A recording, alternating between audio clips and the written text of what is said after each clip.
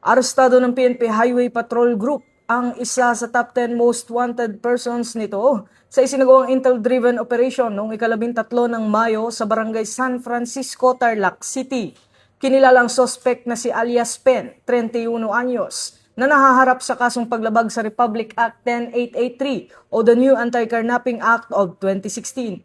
Ayon sa ulat, may kaugnayan ng kaso sa isang Mitsubishi Expander na umano'y hindi na ibalik matapos mabigong bayaran ang natitirang obligasyon sa bangko sa ilalim ng pasalo agreement.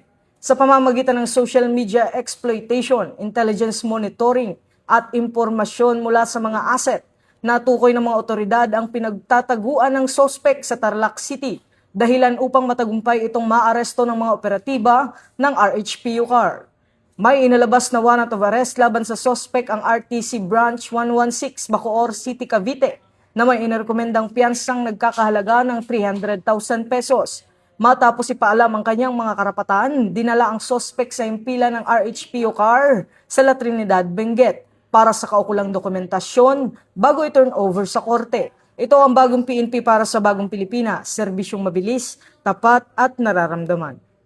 Mula rito sa PNP National Headquarters, ako ang inyong PNN correspondent, Patrolman Don Brosas, alagad ng batas, tagataguyod ng Balitang Pulis.